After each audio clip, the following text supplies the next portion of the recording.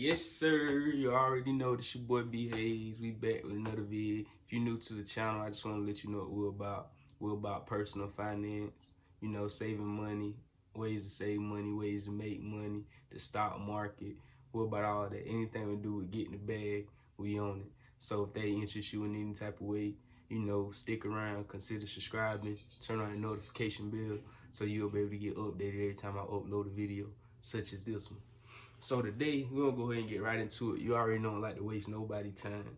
Today, I want to talk to y'all about millionaire habits. I want to give y'all about 6 or 7 millionaire habits that, a lot of people, they always thinking about, like, what the millionaire doing? What is they doing differently from everybody else that set them apart? And today, I'm going to be giving you a few ideas, a few tips, a few insights on some of the things that millionaires do. I was going to wait until I became a millionaire to drop this vid, but I got, speaking on myself, I got the credentials to drop this video early, because without a doubt, I ain't nothing to do with manifest or nothing like that. I already know I'm gonna be a millionaire, so I can drop this video. You feel me? So go ahead and get right into it without further ado. The number one thing that millionaires all got in common, what they like to do, is journaling. That means, I talked about it before in one of my previous videos, but this ties into this video as well. Journaling is like, you want to write down every single thing. You want to know what you got coming in. Everybody know what they're going to make. Some people don't though. Some people still confuse that. If you're an entrepreneur, you might not keep track of every single dollar that you make, but you most definitely need to have a journal with everything that you got coming in and everything that you got going out. You feel me? You need to be your own personal accountant. If you're trying to be a millionaire, you need to know exactly what you got coming in, what you got going out.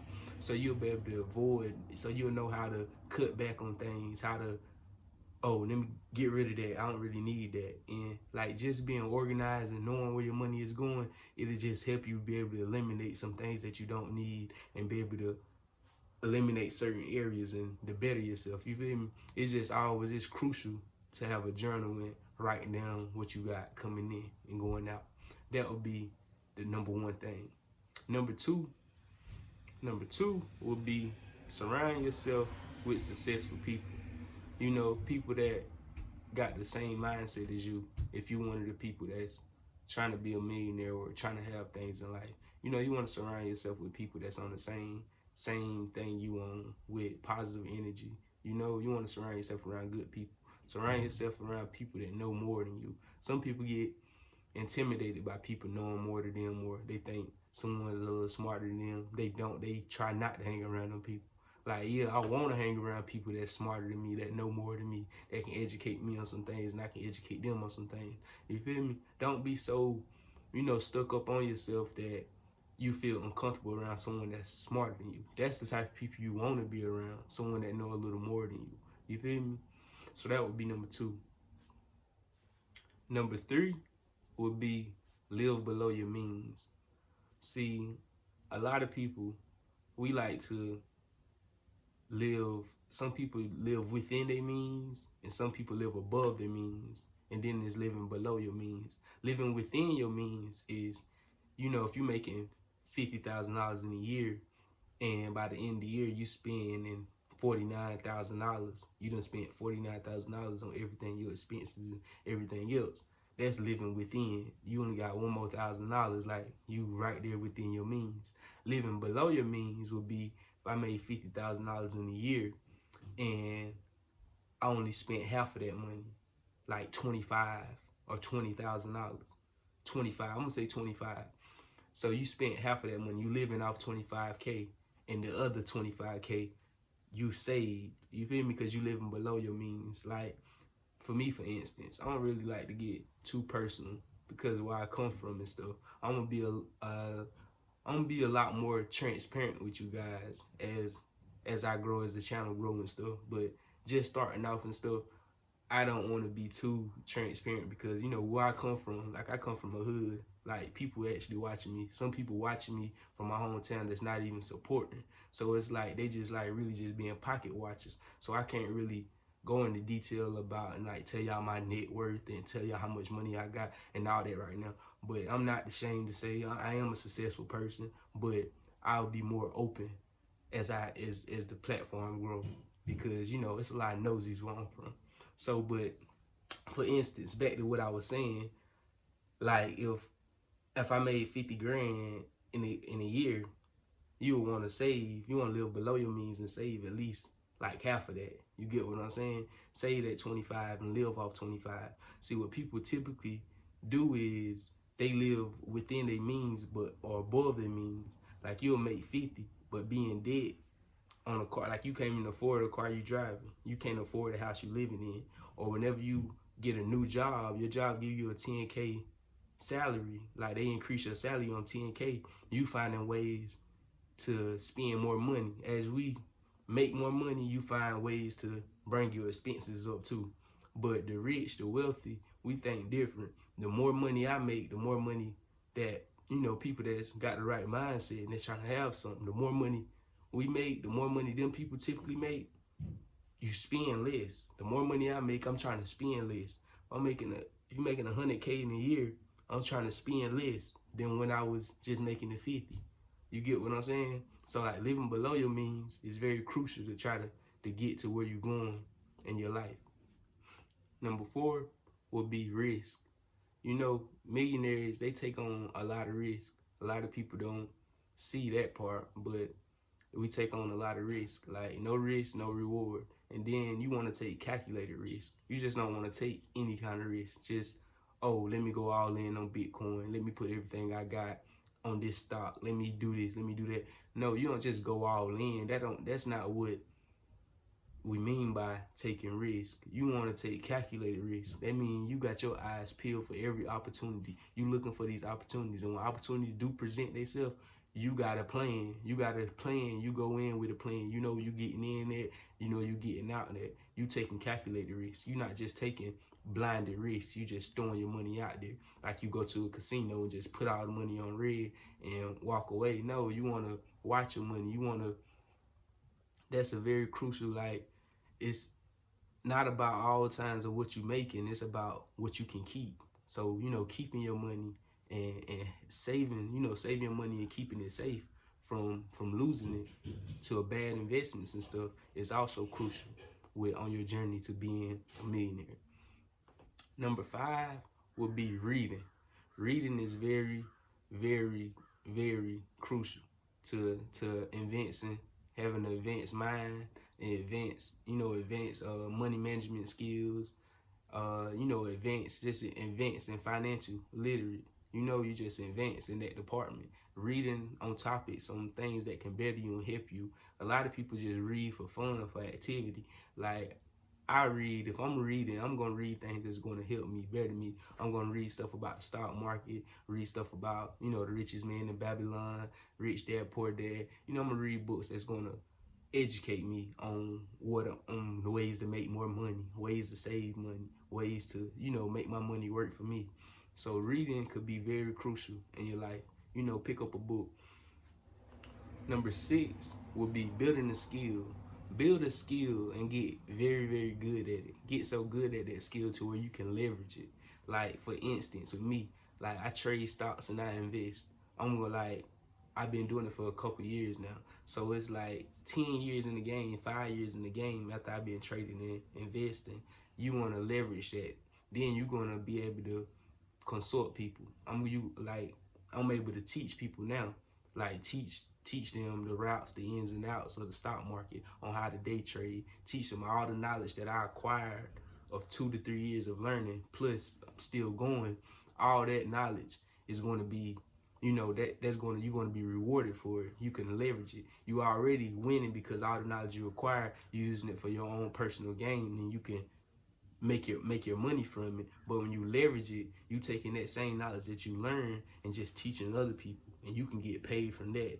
And then when you can do it, leverage it that way. It's plenty of ways you can leverage it. You can make a course to where you do something one time. You just make a course, like make videos, make content, and you make that one time, but every time someone buy that course, you just sending out that video, that one content that you made, and it teach all the people that you teaching that same thing, teach them that same thing in that one content. You just made that one piece of content in one time, and it's being leveraged because you just giving it out. You ain't got to do it over and over again. You get what I'm saying? Like, you can be out on vacation or whatever you want to do in the world. You already got that content made that's going to help your students or whoever that you leveraging what you do, whatever you leveraging to them, that one piece of content that you made, you're going to just push that out. That'll be what they paying for. You already got it. You get what I'm saying? So master a skill and learn to leverage it. Have other people pay for it to learn it from you. Number 7 would be assets versus liabilities. You know, millionaires, they know the difference between an asset and a liability. Like, you most definitely need to know that on your journey to becoming a millionaire. Buy things that are going to appreciate over time and value and not depreciate. You know, instead of getting that new car that you want, that nice fancy car, buy a truck instead, or a truck that's something that's going to make you money. Like, you know, not a truck. I'm saying, like, in my case, I would need a truck instead of a car because I cut grass, dig graves. I do a lot of things to dealing with a truck. You get what I'm saying? So buy something that's going to make you money instead of drain money out your pockets. You get what I'm saying? So understand the difference between asset and liability. Buy a house and rent it out. Asset. You get what I'm saying? Buy a car. All cars aren't liabilities. You can say if you bought a fancy nice car, and then say if you bought that fancy nice car and you staying in a big city like Atlanta, Cali, or Miami, or anywhere, you bought a nice fancy car, but it could be turned into a asset. Say if you bought something somebody can afford, a BMW or Audi or R8, you know, a nice ass exotic car. You bought that and staying in the big city. You could leverage that car by renting it out on Turu. People, when they come to cities like that, they always want to drive in nice things and they don't mind renting them cars out. People will rent these nice exotic cars for $300 to $500 to $1,000 a day, depending on what type of car it is in a year. They'll rent these cars out, and by the time you have somebody renting them cars out at least 15 times out the month, out of 30 days, at least one time every other day, and they renting it out, depending on what kind of car it is, they renting it out for $500 a day. And at 15 days, that's $7,500.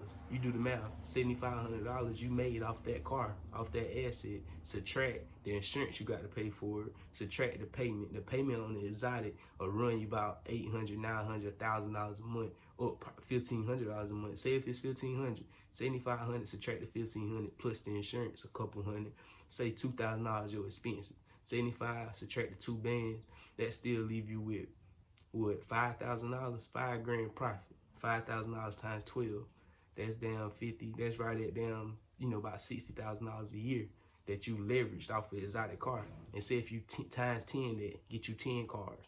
That's 60,000 times 10. That's $600,000. So like, it all depends. So I just had to say that because asset and liabilities can be not really tricky, but it's all the way you use it, how you use it. If I bought that same exotic car to just drive for my personal use and I didn't rent it out, I took the L on that monthly payment and that car insurance, then that is a liability, my friend. You get what I'm saying? But if I use it how I just explained to y'all, then that would be an asset and build a scale the business from there. Number 8 would be the power of investing. See, millionaires, they know the power of investing. Like what I try to get y'all to do on this channel.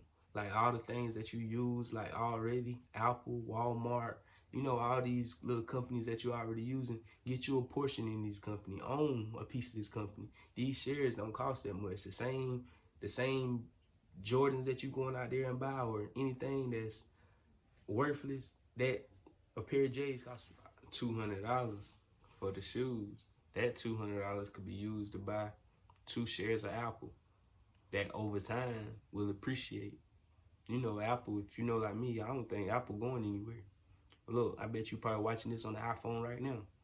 So, just take the common sense that you have and do something good with your money. Do something that, what if the $100 that you spent today will be worth $1,000 in the future?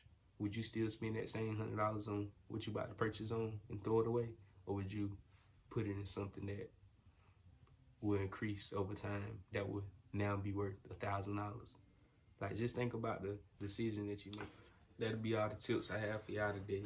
You already know, this your boy B.A., man. If y'all like it, if y'all like the content, don't forget to subscribe, like, comment, share this video out to anybody that you think may need it, that's, got the same mindset you got, that y'all trying to get this bag. And you already know we got more to come. And, don't forget to let me know if y'all got any content y'all would like to see. Just let me know. Reach out. Add me on the IG. You already know what it is. We out.